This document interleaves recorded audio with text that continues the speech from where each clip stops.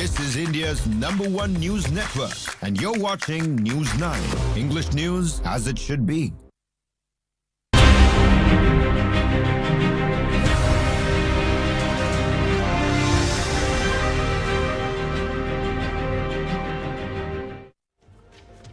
Hello and thank you for tuning in News 9. You are watching On Point with me. I'm Kartikeya Sharma, and today we have 3 on points. In On Point 1, we decipher the time-tested ties between India and Israel, FTA, defense cooperation and much more in the run-up to the Prime Minister Modi's Knesset address.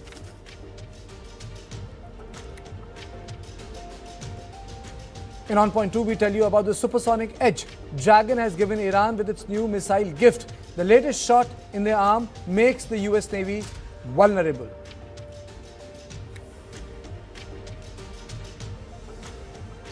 In the third On Point, we speak about the responsible tourists in Goa who are nowhere to be seen.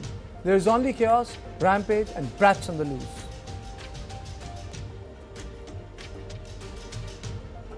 And now let's take a quick look at the headlines.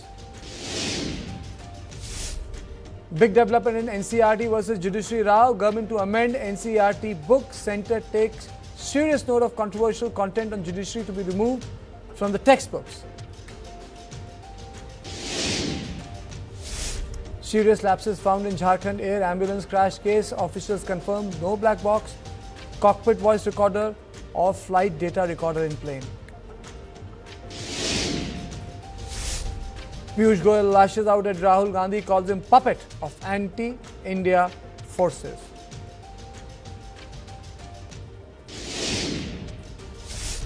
Kerala Health Minister Veena George injured during Black Flag protest by Kerala Students' Union in Kannur.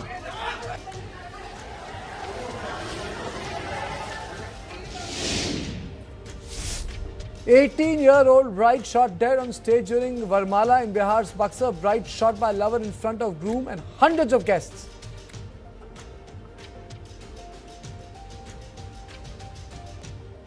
Prime Minister Narendra Modi is already on Israeli soil, marking a high-stakes visit that puts focus on India's growing strategic weight in West Asia. All eyes are now on his landmark address to the Knesset, a movement loaded with diplomatic symbolism and strategic intent. As the political optics play out, the economic subtext is equally significant. India is pushing for deeper market access for its pharmaceutical and IT sector, expanded agri-tech export, duty cuts on textiles and stronger startup collaboration, while both sides look to build resilient supply chains in an increasingly uncertain global economy. Defense cooperation remains the centerpiece of this visit. Negotiations are underway for 6 mid-air refueling aircraft through a Boeing 767 conversion project involving HAL and an Israeli government PSU. Valued at nearly rupees 8,000 crore, the deal is critical for boosting Indian Air Force capabilities and is expected to be sealed by the end of 2026. Beyond hardware, India's expectations are strategic. New Delhi is seeking force-multiplier technologies, long-range strike capabilities, ISR and drone dominance, faster defense acquisition and greater localization in manufacturing, aimed squarely at securing decisive edge in a contested regional security environment. This partnership has been in making for decades. The ties were normalized in 1992 under PV Narasimha Rao, followed by early UAV acquisitions, Israelis' critical support during the Kargil conflict, and the co-development of the Barak 8 missile system and the elevation of ties to a strategic partnership in 2017. The expected tanker deal in 2026 could well mark the next major milestone in this steadily deepening relationship. And let me remind you, in 2003, Ariel Sharon visited India when Atal Bihari Vajpayee was the Prime Minister. That is also another important milestone when Sharon was in India. Now, on this visit, which is taking place, I am joined by Anand Bernstein, President Israel Asia Chamber of Commerce. He joins me live from Jerusalem. Thank you so much, sir. I'm joined by Yanki Faber, Senior Journalist, the Orthodox Community of Israel, and Ambassador Prabhu Dayal. Thank you, all of you. I'll start with Ambassador Prabhu Dayal first, sir. The significance of this short but very important visit of Prime Minister Narendra Modi, sir. Well, first of all, thanks for having me on your show. This visit is highly significant because it is Prime Minister's second visit to Israel following his historic 2017 trip, which was in fact the first visit by an Indian Prime Minister to Israel. And the visit is viewed by both nations as a milestone in the India-Israel strategic partnership, emphasizing mutual trust and innovation. Let me mention that strategic bilateral talks will be the main focus of the visit, which is very important for both sides. Discussions will focus on defense, artificial intelligence, quantum computing, technology, and trade. Now, both nations are expected to sign a memorandum of understanding on security cooperation. Frankly, defense remains a major economic driver, with Israel becoming India's second largest weapons supplier in 2026 through deals worth over $8.5 billion. A major focus will be on joint development of advanced military systems, including anti-ballistic missile shields, laser-based defense systems, and drones. Now, discussions are also expected to focus on developing long-range standoff missiles and incorporating Iron Dome-style technologies into India's indigenous Sudarshan Chakra air defense program. Now, Israel has reportedly agreed to share high-end technologies previously unavailable to India, including high-tech laser defense systems and anti-ballistic missile technologies. Let me also mention that economic ties will also be an important focus of the visit. Both nations aim to expand bilateral trade, which stood at approximately $3.7 billion in the financial year 24-25. And following the signing of the bilateral investment treaty last year, this visit by Prime Minister Modi may pave the way for a full-fledged free trade agreement to further integrate their economies. Let me mention one last point. The itinerary includes a joint innovation event in Jerusalem focused on high-tech collaboration. Now, Prime Minister Netanyahu said that they will focus on emerging technologies that are active present-day realities, specifically naming artificial intelligence and quantum computing. So these are some of the high points relating to the structure and the agenda of the visit. Of course, the Prime Minister will address the Indian community, and the Indian community in Israel consists of approximately 85,000 Jews of Indian origin, and also about 20,000 Indian nationals, mainly caregivers, agricultural workers, and IT professionals who live in Israel. And as you mentioned during your introductory remarks, Prime Minister is expected to address the Knesset very, very shortly, and everybody is looking forward to what he says during that address. Okay, let me go across to Anat Bernstein, because you spoke about the free trade agreement. If I recall correctly, in early 90s, the trade between India and Israel was $200 million. The bilateral trade ties have improved, but the volume has not been substantial. What needs to be done to treble or double the volume? It's in a couple of billions of dollars, not much, despite close strategic relationship. So I'm not settling for doubling. I want it to be tripled. And we are talking about bilateral trade of $5 billion at the moment, not including the defense deals, which are adding to the number substantially. And the free trade agreement that is under discussion yesterday, the delegation from Israel met Minister Goel. So it seems that it's going right, and the momentum and the sentiment from both sides is to conclude the FTA.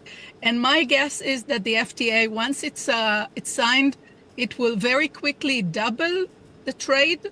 But let's take it 10 years forward, it will even triple, and we will start reaching the potential that is between Israel and India. I'm right now next to the Knesset, 200 meters away. I'm on my way to hear Prime Minister's speech. The way to Jerusalem was quite amazing because we had flags of Israel and India alongside the way, and it was very exciting for me. As you see, I'm wearing the orange color, especially for this event, and it seems that also the Prime Minister's wife was wearing orange today. So Israel is very welcoming Prime Minister and his delegation, and it is very a festive day for all of us here. Okay. Mr. Faber, do you feel that the de-hyphenation between Israel and Palestine is complete? Well, it's very complicated to say. I really hope that there will be peace one day between Israel and Palestine. Depends which Palestine, if it's the West Bank or it's Gaza. At the moment, nobody in Israel, even the people who believed in peace in the last 20 years, nobody really believes that there is going to be something good with the situation in Gaza. Just because Hamas doesn't want to, give up his weapon. If they would give up their weapon, there would be peace a long time ago. No, we don't, not big hope about peace with the Palestinians. Absolutely. But the second question which I have for you is that when we talk about bilateral relationship between both the countries, it's defense, it's strategic, but there's also been exponential growth in civil areas. I mean, not many people talk about it. For example, agriculture. 2017, when I was in Israel, when I covered the first time when the Prime Minister was there, we were all taken to the Agricultural Institute there. So there is a lot of people-to-people contact that is already taking place between Israel and India. People don't talk about it because they get limited to missiles or they get limited to, the war systems. But there is a lot of people-to-people cooperation. There is a lot of civil area cooperation which does not get talked about between India and Israel. Your comments? Well, I read the news in Israel, every news that was possible that could.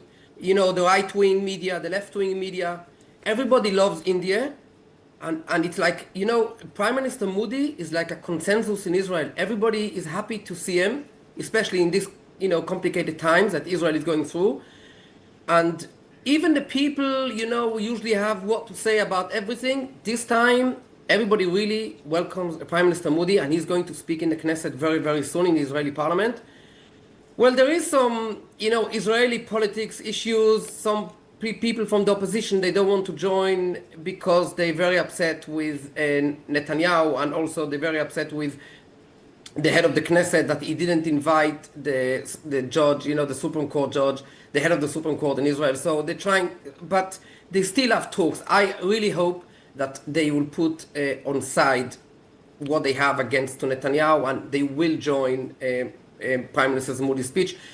It doesn't matter my opinion or anybody else's opinion. I think that when someone big country like India is, like the Prime Minister of such a big country is coming to Israel, I think everything must stay on side and join Modi's speech. Everybody's waiting to hear. Seriously, I've never, besides Donald Trump, people in Israel are interested with the India issue, especially about, I don't know if they talk too much about the security business that they're going to sign, buy weapons. It's not the weapon. It's when someone big like Modi comes, a country with 1.6 billion people, it's big. Israel is like a village in India. How many people live in Israel? 10 million, 9 million. So it's really amazing. And I hope I will watch his speech. I'm really waiting. Okay, I'm very happy that Ambassador Dayal is with me. Ambassador Dayal, it's not as if Israel was outside of the imagination of the Indian politicians in 50s, 60s, 70s and 80s. But India didn't invest that much in those 4 decades, and then came the breakthrough in 1991. I would really want you to tell our young viewers how that breakthrough came about, why that breakthrough came about in 1991, to give that perspective to our younger viewers who are watching this program. It is interesting that in 1991, when this breakthrough came about, I was posted as Deputy Ambassador in Iran. And you cannot imagine the sort of disappointment that was there in the Iranian ruling clergy about India's decision to establish diplomatic relations with Israel. Of course, we had a difficult time explaining to the Iranian Foreign Office. We pointed out that we have long-standing ties with Israel. We pointed out that India was amongst the first countries that had established a relationship, a working relationship with Israel, and we have only formalized it. And frankly, this was quite delayed. We should have formalized a diplomatic recognition and also the establishment of diplomatic ties much, much earlier. But as they say, better late than never. And since we established diplomatic ties, the relationship has been fast-tracked. We are very close partners. We have very close views on a number of global situations. Of course, during this visit, there has been the talk of a hexagonal alliance.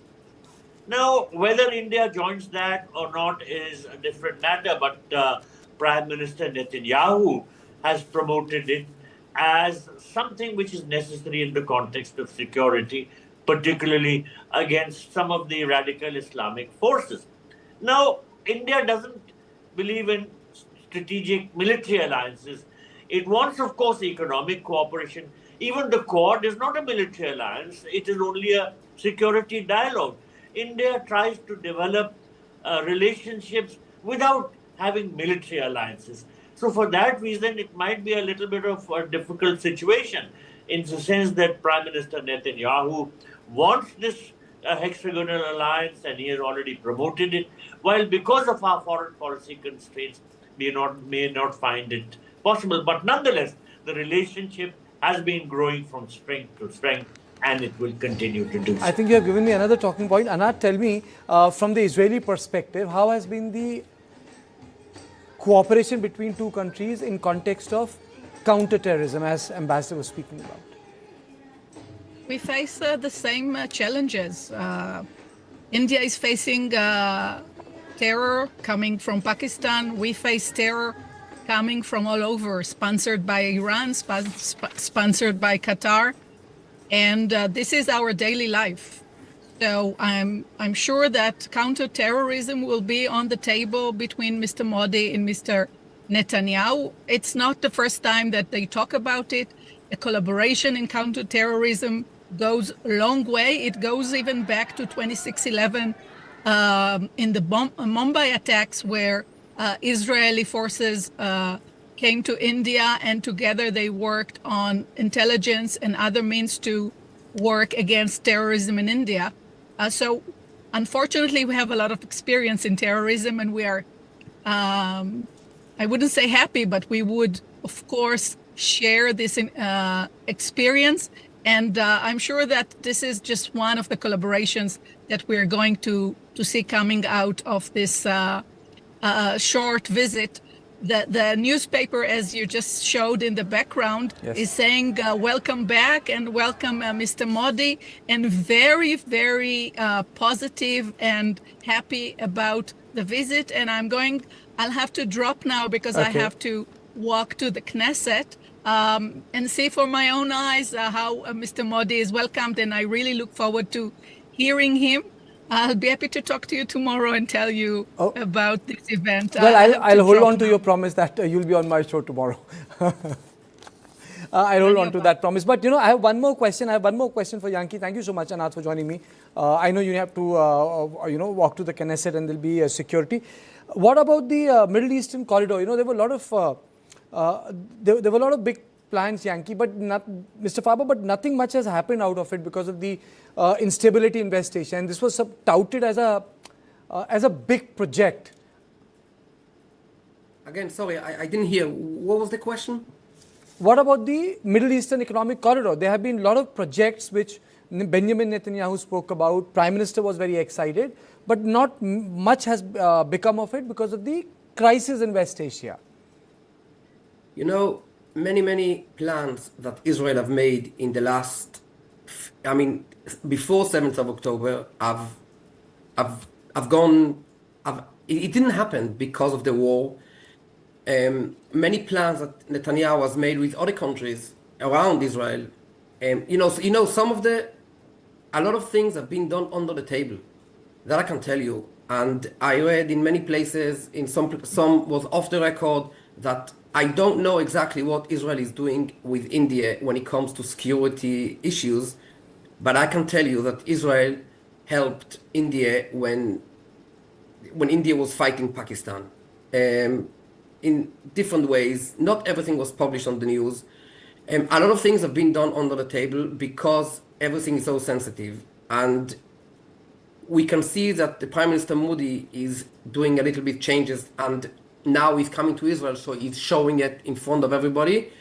And I just got a message from one of the news agents that Israel is going to sign today with Netanyahu is going to sign with Prime Minister Modi many agreements about many different things, including security issues, and it looks much better than before. Okay, Ambassador, before I close the show, you were saying that India's foreign policy does not pursue military alliances. It pursues close strategic relationship based on trade and mutual interest. So in this case, and the position India has been taking in context of Gaza and other countries, where do you locate this short but a very important trip of Prime Minister Modi? Well, this visit is very important in terms of our bilateral relationship. And I highlighted various aspects which are of great importance to us. The defense aspect, the economic and trade aspect, plus, of course, the new technologies and artificial intelligence. Now, let me mention that India is the world's biggest importer of defense equipment. Israel is one of the best manufacturers of high-tech defense equipment. That is why Israel has become the second largest supplier of top quality, high-grade defense equipment to us. Now, unlike many countries like the United States, which are very reluctant to share technology, Israel has been much more forthcoming. And that is why the two countries are going to move towards joint manufacture. That is now the issue which is being discussed.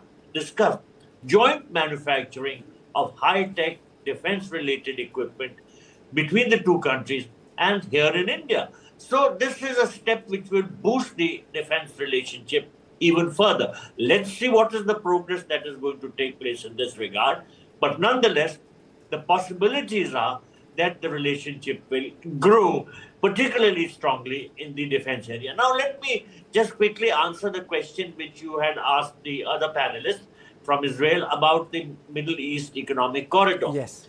Now, you're right in saying that progress is not taking place because of the security situation in the Middle East, particularly the conflict between Israel and the Hamas, because that has disturbed the entire area. And unless there is an end to that conflict, unless the security situation normalizes, I don't see any progress taking place on the Middle East Economic Corridor, because from India, it will through the Arabian Sea reach the UAE, then go to Saudi Arabia, cross into Jordan, and then it will be crossing into Israel. But there is a conflict-related situation there. So since the security situation is pretty serious, the progress on the corridor is not taking place. But hopefully someday things will normalize, and then this project will come into fruition. Thank you. Thank you both of you for joining me. Thank you, Mr. Fawad, for joining me from Israel. And thank you, Ambassador Dayal, for a really deep, enriching perspective. I wish, I had more time, because my next debate is on Iran. And that's on the military aspect. That is, the missiles which Iran is purchasing from China, is it a game changer? Is it going to allow Iran muscle that will make the US naval vessels vulnerable? That's the, I would say, long and short of our on point after the short break.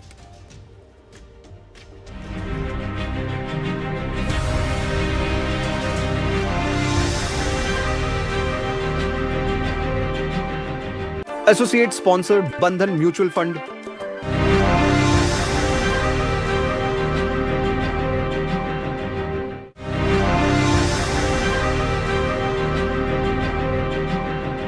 वकील साहब, अच्छी खासी practice है, नया field में क्यों जाना?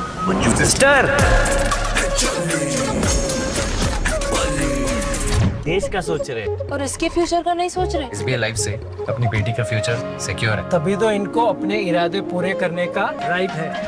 करो पूरे अपने इरादे, अपनों से किए सभी वादे, SBI लाइफ अपने लिए, अपनों के लिए। पढ़ता है, खेलता है, झूलता उछलता है, दौड़ता कभी कभी दौड़ कराता है, आगे आगे बढ़ता है इंडिया, अमूल दूध पीता है इंडिया। बुझने लगे किसी की उमंग को, उसको तरंग दो, दुनिया को रंग दो। Birla opus paints.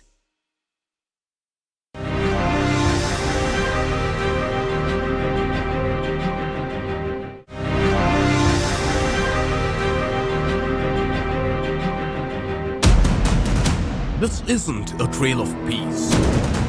This is pressure overload. A hill built for 1,000, forced to carry lakhs. Instead of lightening the footprint, you have allowed people to actually get into every nook and corner of the Himalayas. Careless travel, choking hills. If we don't change now, there won't be much left to enjoy. We need to follow the Bhutan model, regulate people who can access hills. News 9 presents Heal the Hills, continuous coverage.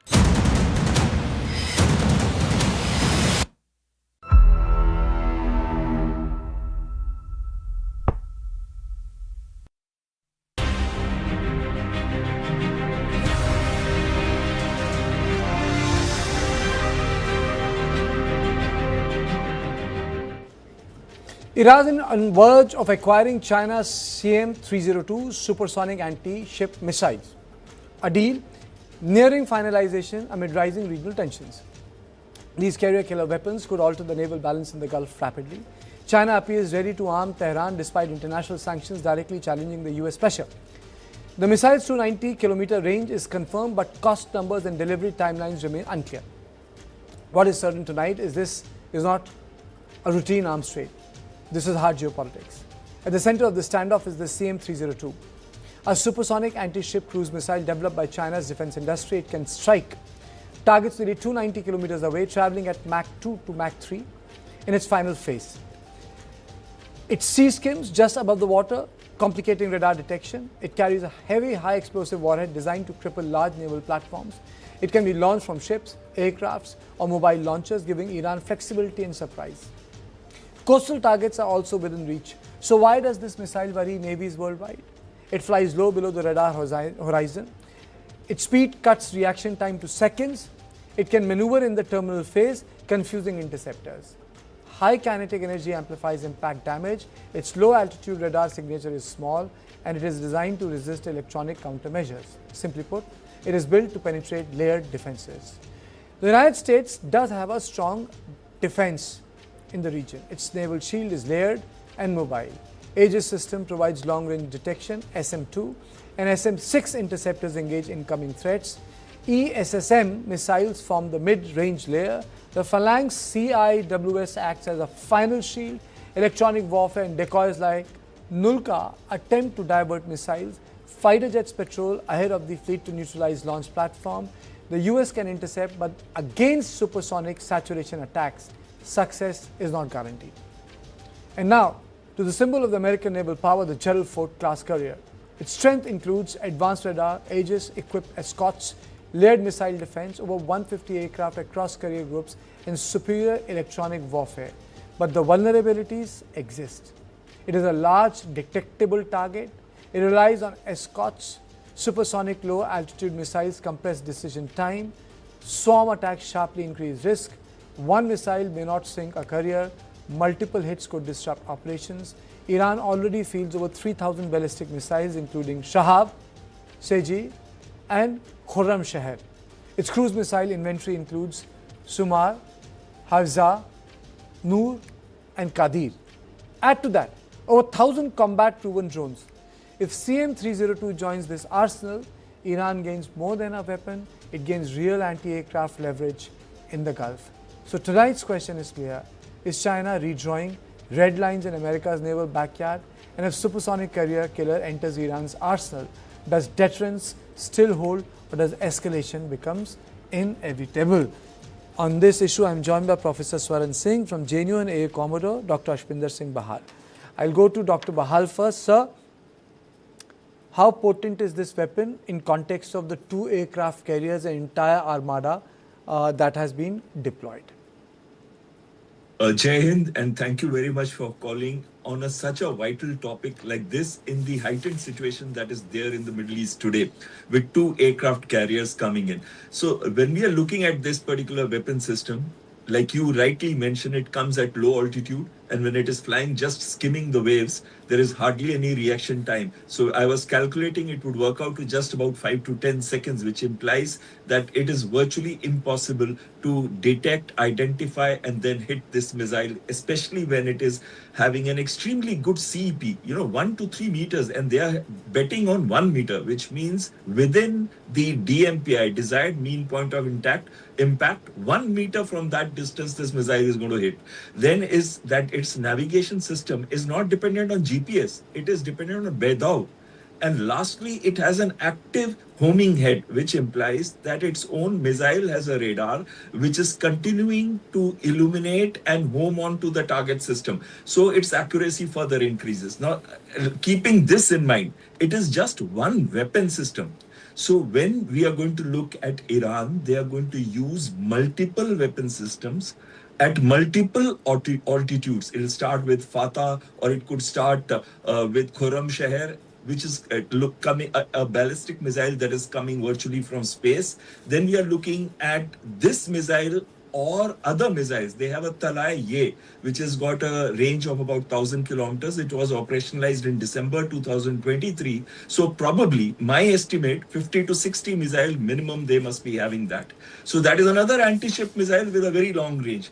And thirdly, you have fast attack crafts and midget submarines. Now, these missiles can also be fitted in that, including the Noor missile, which you had shown, which is Iran's own anti-shipping missile. So imagine from surface, air, and space, if you use multi-directional saturation strike and drones coming in between, imagine the amount pressure which is going to be there on the air defense systems of a carrier battle group. And it is highly likely that if we keep a high OTR, over target requirement, that they are going to penetrate that, if not in the first wave, second or third wave, and both the aircraft carriers could find damage. Now I come to the second aspect, and damage means 4,000 to 4,500 people inside and 75 to 90 aircraft on that battleship. But then I come to one final thing on this issue. The issue here is that the Americans will come in with shock and awe, with firing at their maximum amount in one go itself, with aiming to hit the ballistic missile sites. But when we are looking at this weapon systems or similar weapon systems, they are going to come in fast attack crafts. And they have 1,500 FACs, that is fast attack crafts, out of which 250 have modified to carry the anti-shipping missile. And if we have total of about 10 to 12 destroyers, frigates, and about 2 aircraft carriers, you find that significant damage they can impose if proper planning is carried out. Professor Swaran Singh, this is the technology part, but there is also the strategy. Russian and Chinese presence was absent in Venezuela. It has become visible in Iran. Why? I think partly because of realities on the ground, partly lessons learned. Indeed, you could even look at Assad regime in Syria that Russians were backing, and they were not able to help it because of partly the Black Sea Fleet was kind of stuck at that time with Ukraine war being the reality of that region. I think it's a lesson learned, and therefore Russia and China both apparently are seizing this opportunity to equip Iran with weapons that Iran seeks. And what does Iran seek? Iran is witnessing a doctrinal change from fixed assets in terms of air defense, which were not very effective during the June attacks, strikes by Israel and United States. And now they are trying to go for diversified and mobile manpads, man-operated kind of anti-air defense systems. And that is where manpads are being supplied both by Russia and by China. And in that sense, no ballistic missile defense is proven 100% guaranteeing that they can't be swarmed or overwhelmed. But what we are seeing here is two things. One, it will increase the risks and the costs of anyone who's trying to attack Iran. And second, which is more crucial, in case of a regime change possibility, when you could see if there's a kind of an operation like Venezuela, then that would require helicopters to be flying low. And that is where these manpads are going to be 100% strike. They will not allow any aircraft which can come within the reach of 4.5 kilometers up in the sky. So in that sense, it's a fundamental doctrinal change from Iran. It's also a kind of reassertion by China and Russia. And in that sense, I assume what you could potentially see again is, airstrikes from 30,000 feet and above and so on, or simply power projections. In fact, hoping that power projections will itself lead to some kind of a nuclear deal that could become acceptable to President Trump. So it's a fundamental change in strategy, as you mentioned, both from Iran's side, and also in that sense, a certain amount of change from Beijing and Moscow as to how they wish to now come and openly stand with Iran. They recently had this, naval exercise called Marine Security Belt 2026, where again three navies were working together, showcasing that China and Russia are going to stand by Iran in that sense. And now the series of so with China, we also talk of technology versus energy kind of a swap that happens with China. China would like to ensure that energy supplies continuously, which are shrinking because of United States fundamentally trying to grab as much sources of energy around the world. And that is how they want to really grow with China's growth and then competition with the United States. So China also is looking at how it can ensure access to energy. And energy vis-a-vis technology is the swap that is happening between between China and Iran. Russia is also trying to showcase that it's no longer restricted only to Ukraine. It has finger in the pie elsewhere as well. It could also distract United States away from European theater in that sense. So both Beijing and Moscow have their own reasons why they are now trying to learn from past and change their approach and become more assertive and proactive in supporting Tehran or Iran leadership here. So I think there is a clear change of how they want to now deal with the United States in case they are planning another airstrikes. Okay. My question is very simple, Dr. Bahal. Is there a system available, operational, that can counter supersonic and hypersonic missiles?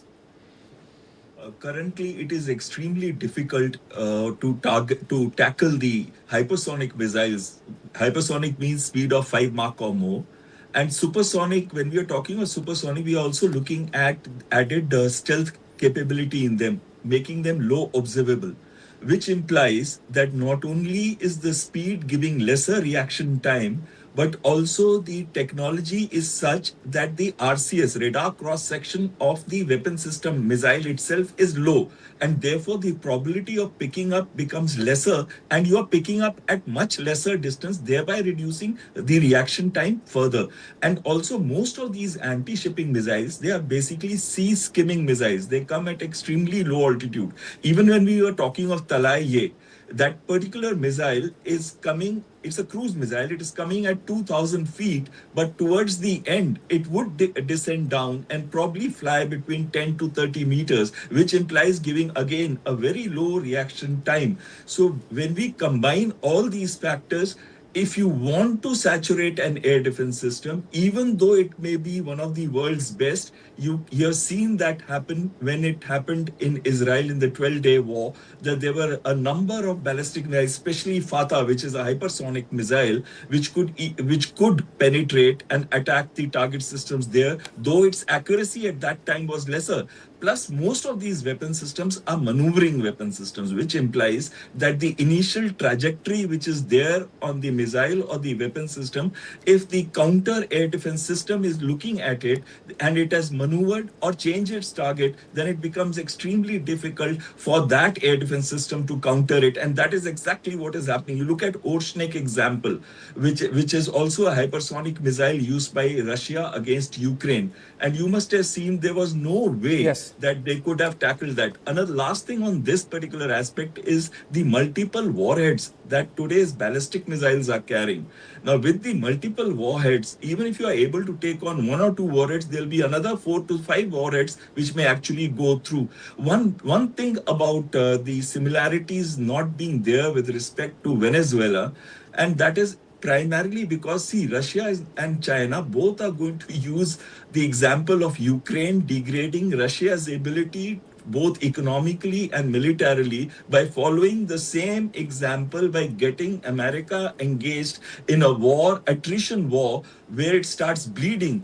And therefore, the Chinese don't have to do much except that their oil that was going to come from Iran, from Straits of Hormuz, gets restricted for a certain period of time. But as I know today, they have 10 to 12 months of reserves, the Chinese. So which implies that actually speaking, they cannot carry out a Venezuela type attack as the arming that is taking place because of the strategic cooperation between both. And I tend to agree with the analyst, my co-panelist, when he says that there is an energy swap. I agree with that, but I also say that this energy swap right now is being catered to by arming Iran to create more damage onto the Americans and draw out the war in an attrition warfare. Okay, Professor Singh, my question is, everyone knows what happened to Ukraine. They settled out their nuclear weapons, and today they stand alone. Which country is going to give away its nuclear ambitions? So what's the meeting point when it comes to the enriched uranium? What's a giveaway no-no, and where do you think they can meet? Because Trump was the one who threw out the nuclear treaty which was signed under Obama administration. I think that clearly is the sticking point among a couple of sticking points in nuclear negotiations in Geneva, that United States wants to really ensure that Iran does not do any nuclear enrichment at all, promising that for their power plants, the uranium could be supplied externally. Whereas Iran is insisting that in terms of civilian nuclear program, uranium enrichment is part of it, and therefore that full fuel cycle should be something that Iran should be allowed in terms of their sovereign right to continue with. But United States today is also asking for controlling missile program of Iran, which is another sticking point. So I think they may not be clearly expressing it, that they want to pursue nuclear weapons, but I wouldn't rule out that kind of thinking also, available, and then, pushing and strengthening in Iran, that in case of push comes to shove and they feel threatened by United States repeatedly like this, that they should keep that option as a possibility, that they could continuously enhance their enrichment. Already, according to IAEA reports, Iran had reached up to 60% of uranium enrichment.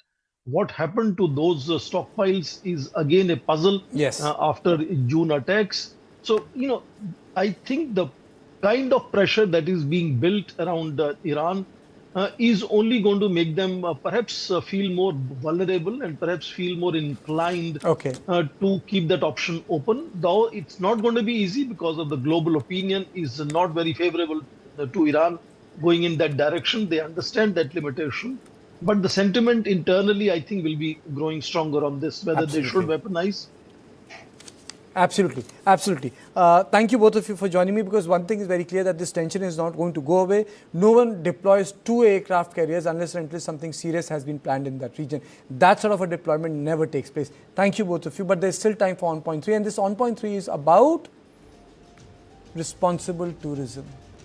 And that is, we speak about responsible tourism in Goa, which is nowhere to be seen.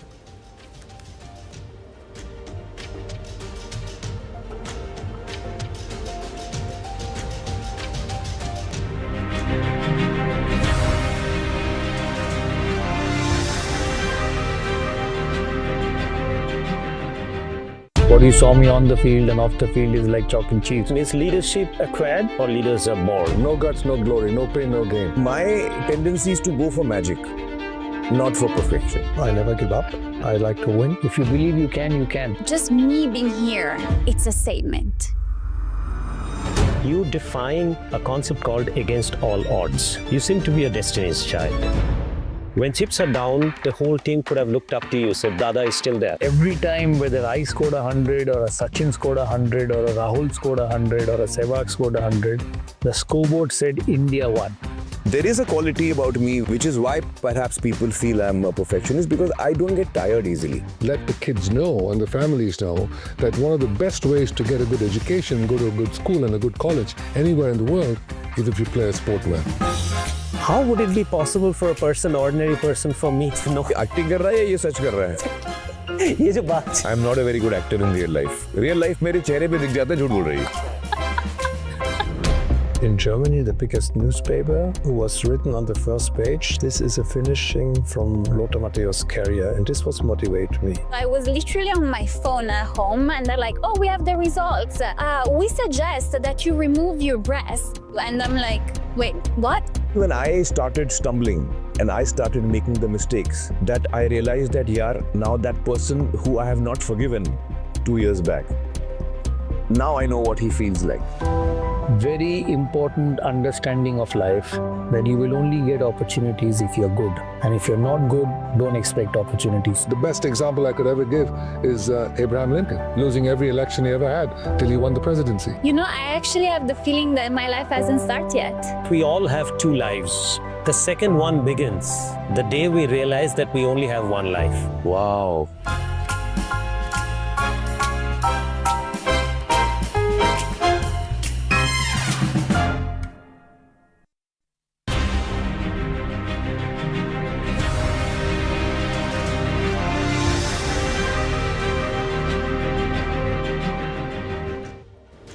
A tragic reminder tonight of how reckless tourism is turning fatal.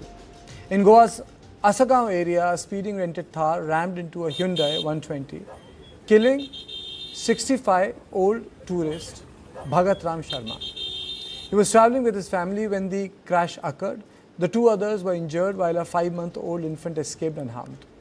Eyewitnesses allege that the Thar occupants attempted seat swapping after crash. Police have seized the vehicle, registered a case of rash and negligent driving causing death, and are verifying CCTV footage and viral videos to identify who was driving. Now, Goa today is facing unprecedented tourist pressure. In 2025 alone, the state recorded a record 10.8 million tourists, including over 1 crore domestic visitors and more than 5 lakh foreign tourists. In just the first half of the year, over 54 lakh people visited the state. With this scale of influx, the strain on roads, policing and civic safety is immense. The fatal crash is not an isolated case. Over the past year, multiple incidents have seen tourists booked for harassment, drunk driving, assault, drug possession, reckless driving and attempts to flee accident scenes. From beaches to party bells, police have repeatedly stepped in, especially during peak seasons, to control unruly behavior linked to rented vehicles and alcohol consumption. Viewers, the question is no longer about tourism alone. Goa welcomes visitors, but lawlessness cannot come with a holiday package. When tourists treat roads like racetracks and accountability like inconvenience, innocent lives are lost. Tonight, the conversation is simple. Are irresponsible tourists becoming a public safety threat? And who's responsible for stopping brats on wheels? So my questions are, one, what explains absence of responsible tourism in Goa? Do you think there is lack of regulation when it comes to tourism? And how does it affect Goans at large? Let me straight away go to Savio Rodriguez, a founder, editor-in-chief of Goa Chronicle. Savio, where is the responsible tourist? Well, you see, Karthikeyan, let me give you my own personal example.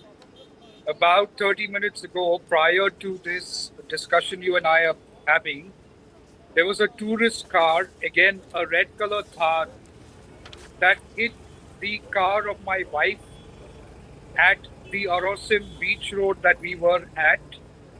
And as usual, it was really reckless driving, and unfortunately, that is the sad aspect of the tourists, some of the tourists, not all of them, that come to Goa. And as Goans, we love tourists coming to Goa. We appreciate tourists coming to Goa, and we feel that they are a part of our same family. But the problem is that responsible tourism, that responsibility of the tourist is also required. Like I mentioned to you earlier when we were discussing, the internal roads in Goa are very small, and you have a lot of these tourists that come in, they bring their big cars, they think they can speed like they do in cities. It's not the same. The roads are not the same. The internal roads in Goa are extremely small. So you've got to drive responsibly. You've got to drive with some level of, what I would call important, way of understanding the psyche of the people on the road in Goa. It's not the same. I think why you're seeing an increase in accidents is because people are not able to respect this aspect of tourism in Goa, where you have people who come with their big cars, they think they can go to the beach and drive on the beach with the car, then their cars get stuck. Numerous incidents like that. Then you have people who dance on top of their cars, who stand on top of their cars, who are drunk sometimes, in their tourism abandon that they come with.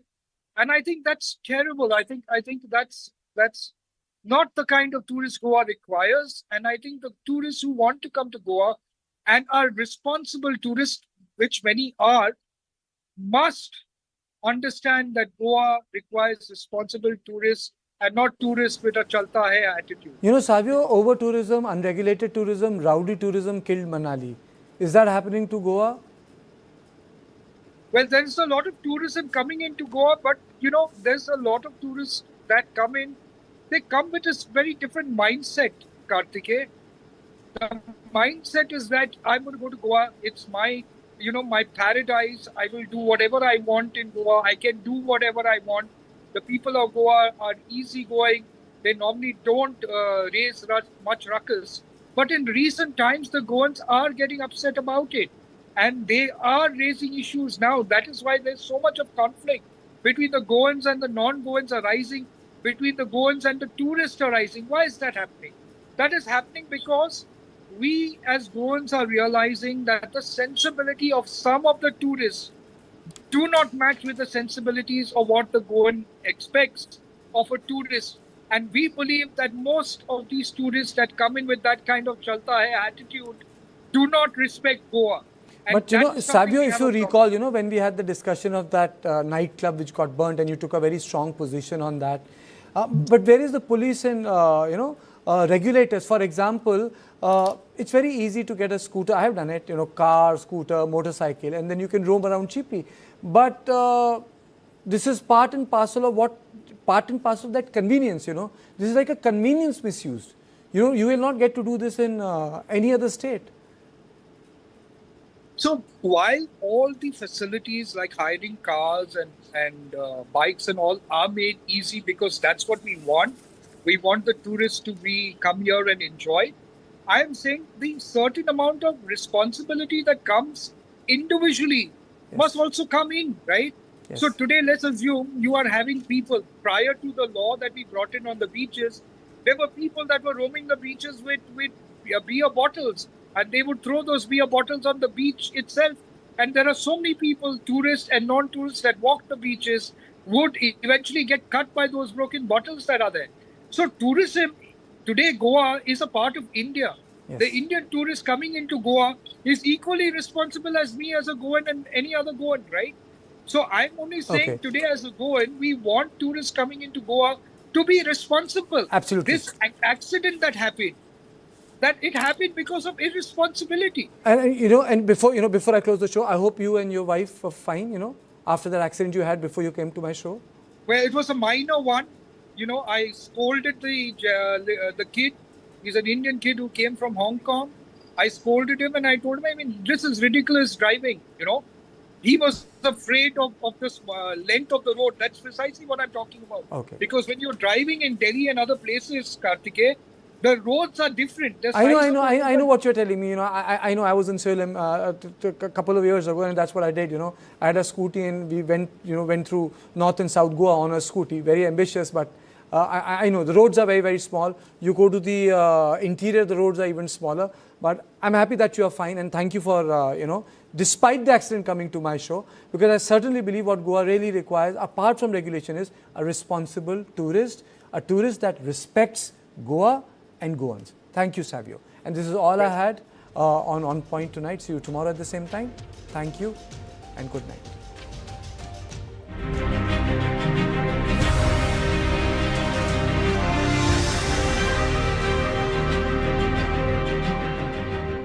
What you saw me on the field and off the field is like chalk and cheese. Is leadership acquired or leaders are born? No guts, no glory, no pain, no gain. My tendency is to go for magic, not for perfection. I never give up. I like to win. If you believe you can, you can. Just me being here, it's a statement. You define a concept called against all odds. You seem to be a destiny's child. When chips are down, the whole team could have looked up to you, said, Dada is still there. Every time, whether I scored 100 or a Sachin scored 100 or a Rahul scored 100 or a Sehwag scored 100, the scoreboard said India won. There is a quality about me, which is why perhaps people feel I'm a perfectionist, because I don't get tired easily. Let the kids know and the families know that one of the best ways to get a good education, go to a good school and a good college anywhere in the world, is if you play a sport well. How would it be possible for a person, ordinary person, for me to know? Acting कर रहा है या ये सच कर रहा है? ये जो बात. I'm not a very good actor in real life. Real life मेरे चेहरे पे दिख जाता है झूठ बोल रही है. In Germany, the biggest newspaper was written on the first page. This is a finishing from Lothar Matthäus' career, and this was motivated me. I was literally on my phone at home, and they're like, "Oh, we have the results. We suggest that you remove your breast." And